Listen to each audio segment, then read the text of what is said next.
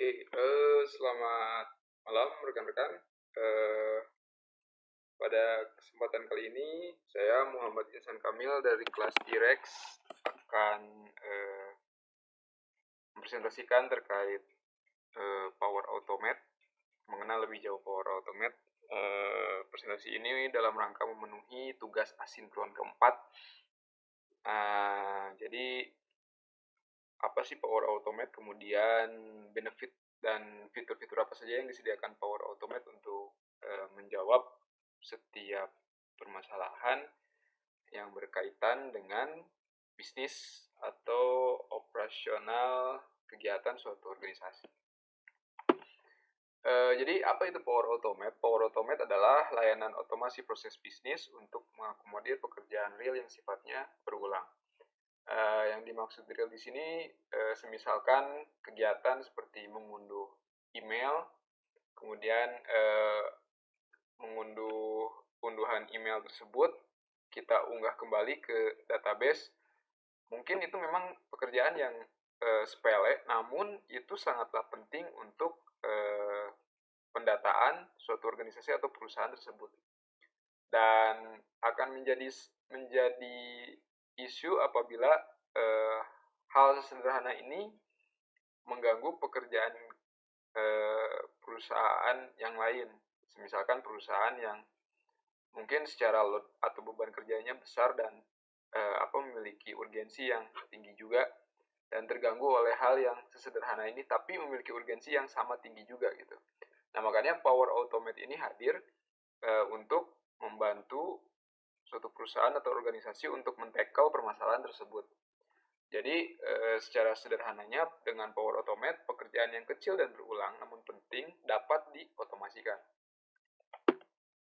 Nah, dengan Power Automate, objektifnya atau tujuannya adalah bagaimana membuat komputer mengerjakan tugas kita yang sifatnya berulang.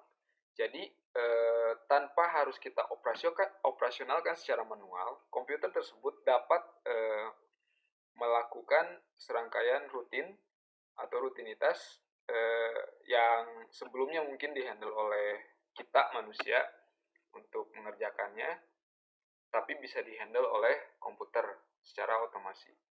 Jadi secara umum, kapabilitas Power Automate diantaranya mengotomasi pekerjaan berulang seperti memindahkan data dari satu sistem ke sistem lainnya. Sekali lagi, ini pekerjaan yang sederhana namun memiliki tingkat urgensi yang tinggi karena kaitannya dengan pendataan.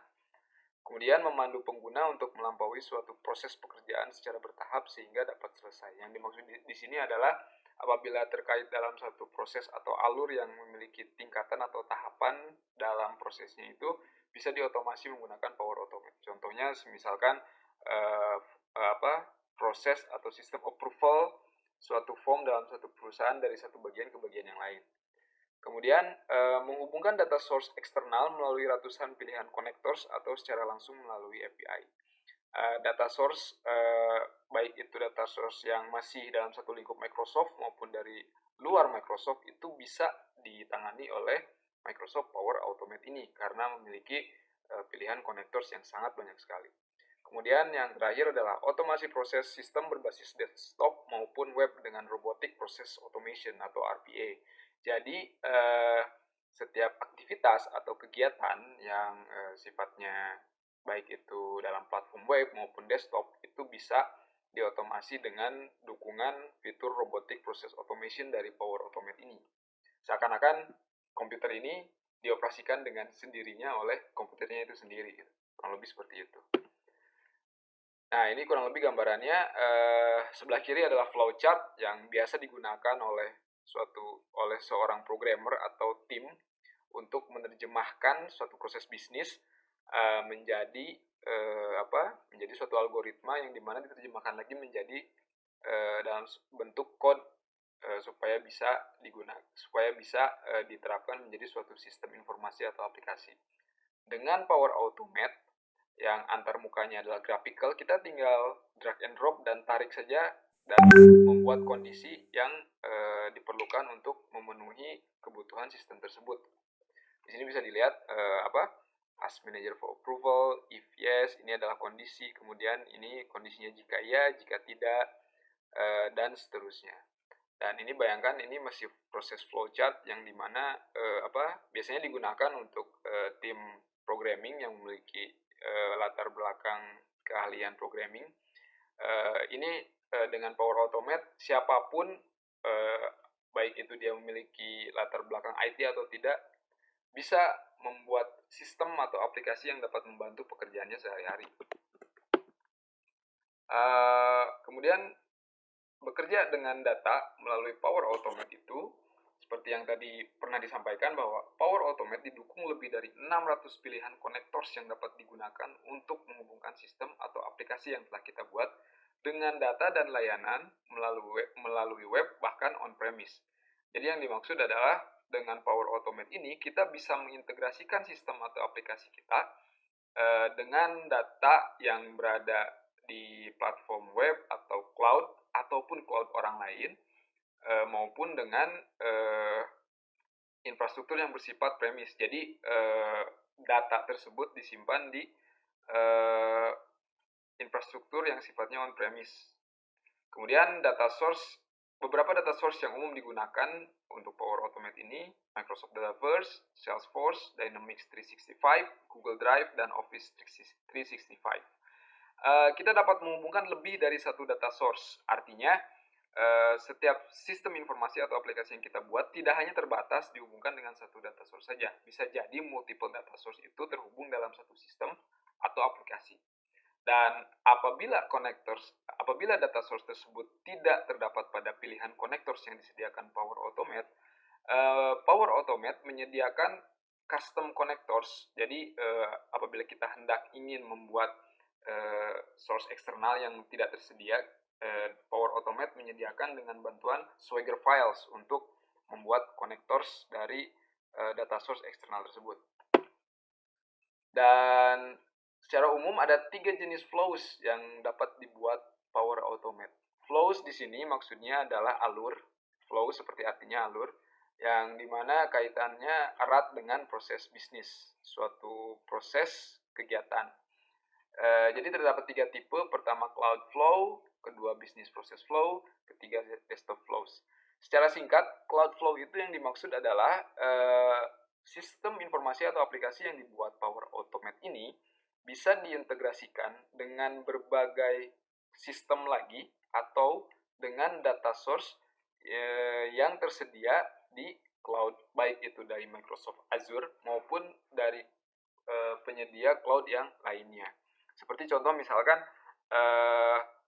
kita membuat serangkaian otomasi pekerja seperti email dari suatu sumber yang spesifik, kemudian mention perusahaan kita di sosial media secara otomatis ketika kita hendak mempost sesuatu gitu. Jadi kita nggak usah manual lagi nge-mention perusahaan kita ketika kita mempost suatu postingan di sosial media tersebut. Ini cocok untuk pekerja seperti sosial media content creator, kurang lebih seperti itu. Dan yang kedua adalah business process flow. Jadi yang dimaksud dengan business process flow adalah alur yang disediakan oleh Power Automate ini bisa diterapkan dengan model driven apps dan Microsoft Dataverse. Secara sederhananya dengan fitur dengan business process flows ini, Power Automate ini tidak hanya diterapkan oleh Power Automate sendiri saja, tapi dapat diterapkan dengan model driven apps-nya, semisalkan contoh Power Apps dan Microsoft Dataverse. Dan kemudian yang ketiga ada desktop flows. Apa yang dimaksud dengan desktop flows ini? Jadi flow ini dapat membuat alur atau proses berdasarkan serangkaian kegiatan kita yang direkam dengan jenis desktop flows ini. Dan tidak terbatas hanya pada desktop, tapi kegiatan kita dalam satu web browser apabila kita menggunakan aplikasi berbasis web dapat direkam melalui jenis desktop flows ini. Dan hal ini dimungkinkan karena didukung oleh fitur Robotic Process Automation atau RPA tadi. Kurang lebih seperti itu. Power Automate itu bisa ditambahkan kemampuan AI, dan kita tidak perlu membuat suatu code atau programming, dan malah sama sekali kita tidak memerlukan kemampuan atau artificial intelligence atau kecerdasan buatan ke dalam sistem atau aplikasi yang kita buat di dalam Power Automate ini. Jadi menambahkan AI pada Power Platform cukup dengan menggunakan antarmuka wizard base untuk membangun dan melatih model. Dan hal ini dimungkinkan karena didukung oleh Azure Machine Learning dan layanan kognitif dari Azure Machine Learning tersebut, sehingga kita tidak perlu menulis sedikit pun code atau pemrograman. Dan seperti biasa, apabila kita bicara AI, berarti kita harus melatih model yang kita hendak terapkan pada fitur AI tersebut. Dan itu sekali lagi tanpa memerlukan code atau program. Nah, bagaimana dengan keamanan dan administrasinya? Power Automate sama seperti aplikasi Power Platform lainnya memiliki portal admin yang bisa kita akses melalui admin.powerplatform.microsoft.com. Jadi dari admin center kita bisa memiliki akses penuh terhadap tenant wide. Maksudnya tenant wide ini adalah ibarat kata kita membuat satu fitur atau satu sistem, satu aplikasi di dalam Power Platform ini, baik itu Power Apps, baik itu Power Automate, itu dianggap sebagai satu tenant gitu ketika kita membuat satu sistem. Nah, disinilah di admin.powerplatform ini kita bisa mengelola administrasi dan keamanan dari sistem yang kita buat melalui Power Platform ini. Salah satunya adalah Power Automate.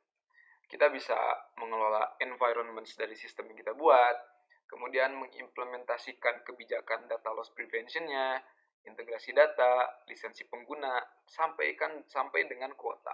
Karena Power Automate ini kita bisa menambahkan lebih dari satu tenant terhadap satu sistem gitu. Jadi kita bisa berkolaborasi dengan pengguna lainnya dalam membuat satu sistem atau aplikasi melalui Power Platform ini. Kurang lebih seperti itu. Dan selain web portal admin, Power Automate juga menyediakan full set PowerShell CMD-Lets. Ya, dengan CMD-Lets ini, kita dapat mengendalikan secara penuh dan memberikan insight terhadap penggunaan Power Automate sebagai tenant. Jadi dengan CMD-Lets ini, konfigurasinya akan lebih advance dan kita bisa mengkonfig atau men-setting setiap sistem yang kita buat melalui Power Platform ini dengan lebih menyeluruh dan detail. Dan selanjutnya adalah driving business value. Jadi untuk dunia bisnis, otomasi pembuatan sistem atau aplikasi itu sudah saatnya tidak perlu berawal dari bagian IT, namun dari bisnisnya sendiri. Maksudnya apa? Jadi terkadang seringnya ya, dalam satu organisasi atau perusahaan itu terdapat bagian-bagian. Dan sudah pasti bagian IT itu akan selalu ada dalam satu organisasi atau perusahaan dalam mencapai tujuan perusahaan tersebut. Nah, dengan adanya Power Automate itu mengubah paradigma yang dimana sebelumnya mungkin memerlukan tim programmer, kemudian memerlukan perencanaan yang khusus dalam perancangan suatu sistem informasi yang dapat menunjang kegiatan operasional perusahaannya, menjadi berubah paradigmanya menjadi para pekerja di bagian lain, di bidang lain yang tidak memiliki latar belakang IT dapat membuat sistem untuk percepatan kegiatan operasional perusahaannya gitu. Semisal contoh bagian administrasi atau sales department dalam satu perusahaan contohnya dapat membuat sendiri proses otomasi dibantu oleh antarmuka Power Automate yang ramah pengguna. Nah, sehingga ini dapat membantu costing dan budgeting perusahaan atau organisasi tersebut dalam operasional kegiatan perusahaannya. Dan selanjutnya akan saya coba praktekkan penggunaan dari Power Automate ini. Oke, di sini saya akan coba mempraktekkan bagaimana membuat suatu sistem, gambaran umum bagaimana membuat suatu sistem atau aplikasi menggunakan Power Automate. Saya membuat Power Automate ini melalui panduan yang ada di Power Automate-nya sendiri, dan rekan-rekan bisa mengaksesnya melalui alamat flow.microsoft.com melalui browser yang rekan-rekan pilih ya, baik itu Microsoft Edge dan lain sebagainya. Di sini juga tersedia learning for every level. Jadi kita bisa belajar juga bagaimana sih mulai membuat sistem atau suatu alur melalui Power Automate. Jadi untuk secara detailnya ini terdapat dokumentasi juga di mana di sini. Nah, Microsoft Power Automate Documentation yang dimana ini mengcover semua dari mulai bagaimana cara memulai dengan Power Automate, kemudian membuat flow, sampai dengan support dan licensingnya, sampai get project guidance on. Jadi ini seperti studi kasus ya. Sampai ke learning catalog juga ada. Namun di sini saya akan menggunakan panduan dari Power Automate sendiri. Nah, di sini membuat Power Automate, kita coba. Di sini bisa dijelaskan bahwa umumnya Power Automate itu digunakan untuk menerima notifikasi. Contohnya kita bisa menerima email atau memberikan push notification ke handphone kita ketika sales lead is added to Dynamics 365 or Salesforce. Nah, yang dimaksud sales lead ini adalah data prospek atau calon konsumen yang di input datanya itu bisa muncul notifikasinya ke bagian lain untuk diproses lebih lanjut, kurang lebih seperti itu.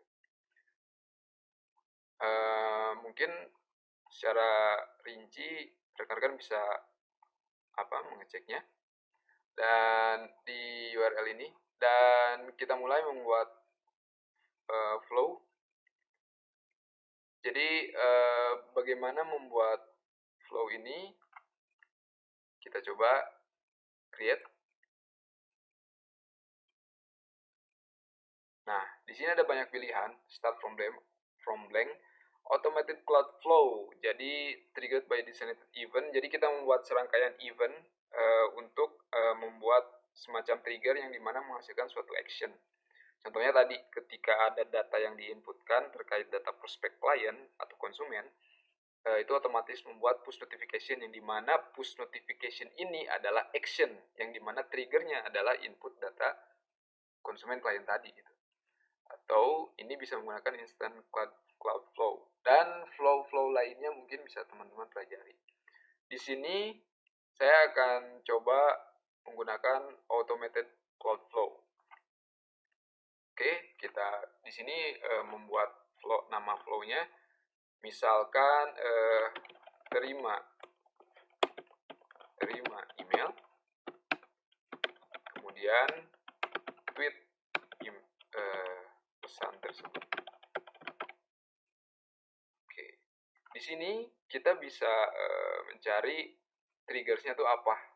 Jadi penyebab action yang hendak kita buat itu apa. Jadi di sini case-nya saya akan membuat bagaimana caranya ketika saya menerima email tersebut otomatis mempost ke sosial media Twitter saya.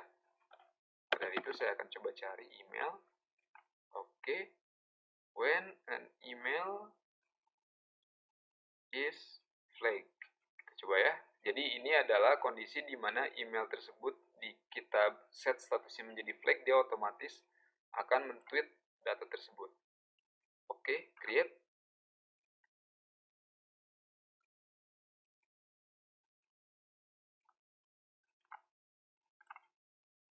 Oke, di sini sudah ada karena di sini sudah otomatis ya terhubung dengan Microsoft Outlook yang dimana menggunakan akun saya. Di sini folder atau direktori yang dituju adalah inbox, karena memang saya belum membuat direktori apapun di email saya. Nah, ini adalah pilihan advance-nya. Semisalkan recipientnya atau apa, kurang lebih seperti itu. Kemudian ini kalau kita mau ngirimnya kurang lebih kayak ini nerima inbox nih, nerima pesan ke inbox. Kemudian pesan ini hendak kita kirim atau semacam forward, kurang lebih seperti itu. Kita bisa mengisi di sini to-nya kemana, sisinya kemana, to or sisinya kemana, darinya kemana, dan lain sebagainya. Include attachment, subject filter, dan lain sebagainya. Mungkin teman-teman bisa improvisasi ya.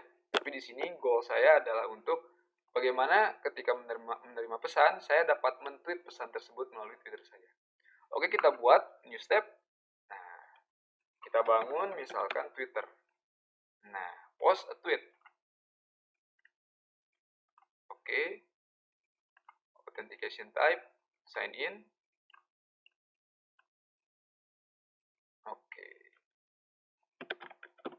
Saya lupa passwordnya apa ini.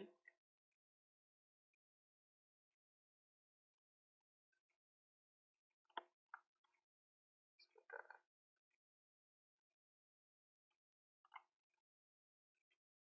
Ah, ini dia.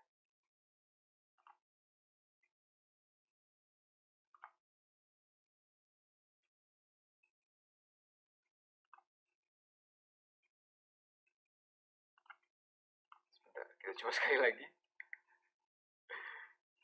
Harusnya ini authenticate sendiri karena saya sudah dalam kondisi login sebetulnya.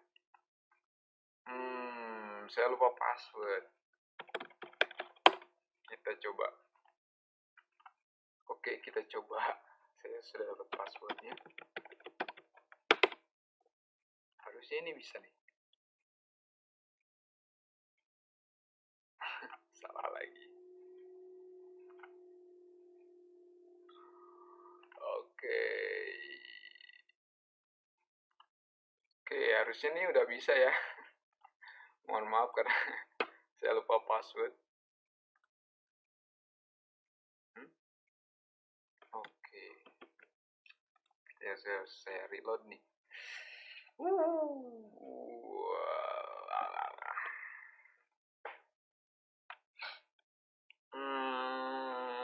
Oke. Ini lumayan rada loading sih karena apa ya? Kita meload berbagai modul yang ada di dalam Automate yang dimana sangat banyak sekali fitur, banyak sekali connectors yang dimana kita harus apa ya? Harus apa disebutnya ya? Harus lumayan sabar menunggu aplikasi ini menload. Lebih seperti itu. Oke, new step. Kita coba lagi menggunakan Twitter. Post a tweet. Sign in. Oke. Gagal data. Delete. Oke. Karena saya sudah berapa kali menggunakan ini. Oke, kita coba ke aplikasi lain mungkin ya. Coba misalkan kita gunakan Telegram. Ternyata belum ada. Coba kita menggunakan Google. Ini dia ada. Oke. Kita coba bagaimana caranya dia bisa apa ya? Mengirimkan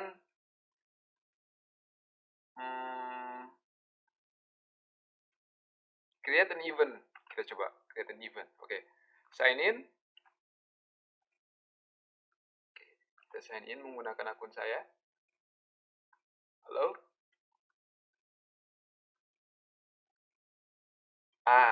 Ini dia. Unique ID, calendar to email to attach. Oke. Calendar ID ini maksudnya adalah ID yang hendak kita tuju di Google ya. Kemudian start time-nya, receive time dari emailnya, end time-nya, attachment last modified date time-nya, atau kita bisa menggunakan expression di sini yang mana kaitannya itu dengan function, kurang lebih seperti itu. Mungkin untuk memahami ini agak sedikit kita perlu mempelajari konsep dasar pemrograman. Tidak terlalu sulit, tapi bisa kita gunakan. Di sini saya menggunakan contains, yang dimana contains ini misalkan add, di sini mereka sudah otomatis menyediakan function-function yang tersedia. Misalkan date, contains apa ya, format datetime.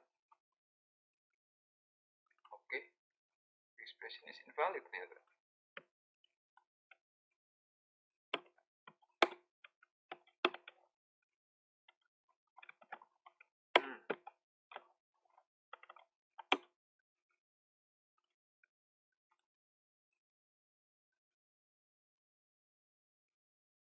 Return true if dictionary contains a key. Ya. Oke, di sini harusnya apa ya?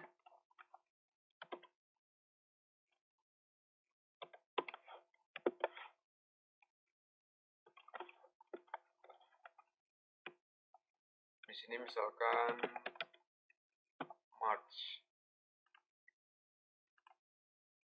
Oke, sepertinya kita gunakan dynamic content saja.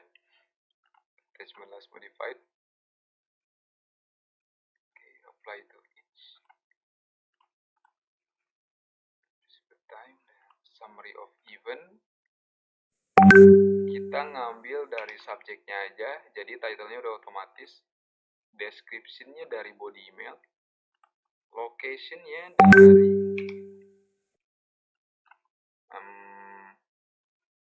kita nggak perlu pakai location kali ya. Is all day even? No. Oke.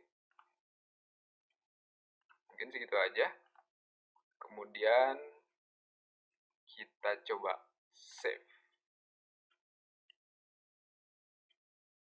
Oke. Seharusnya apa yang saya buat ini seharusnya berhasil. Kita coba ya. Kita coba buka Google Calendar.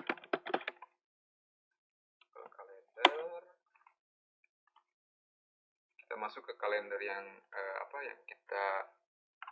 yang akun saya buat ini. Nah, sudah, kalendernya sudah ada ini. Kita coba untuk buka Outlook email yang tadi kita tentukan di Power Automate. Oke.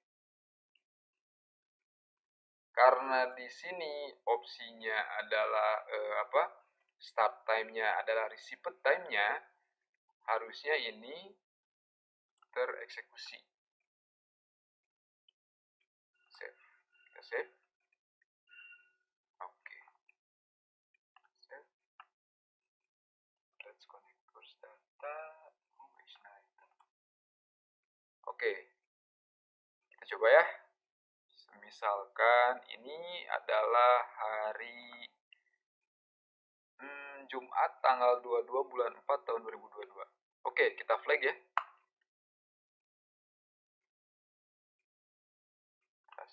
Nah, apa yang saya klik di sini harusnya muncul di Google Calendar yang saya set di Power Automate tadi. Di sini tanggal 22 bulan 4 tahun 2022. Nah, kita cek.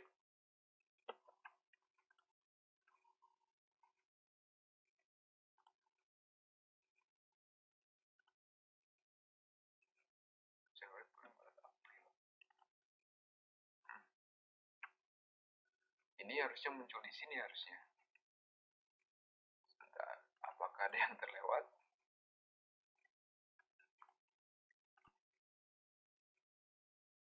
Oke, kita coba tes ya.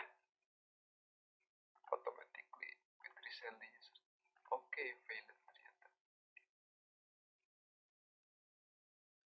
Tes.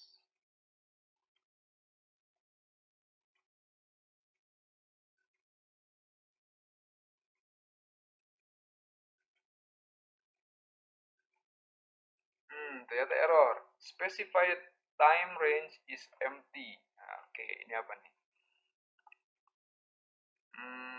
Specified time. Oke, kita lihat. Create an event. Bad request. In all day, false output. Click to download. Coba kita lihat outputnya. Status code 400, same origin. Oke. I have error domain calendar reason time range empty. Sepertinya kita harus edit dulu ini. Kita edit ya. time range.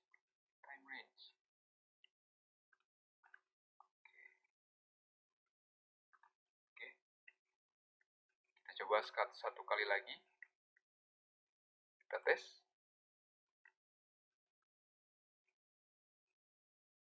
Kita tes lagi. Apakah masih gagal?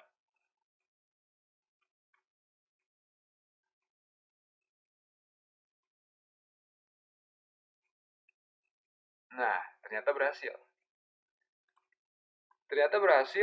Start time, end time-nya di hari yang sama. Nah, bisa dilihat. Ini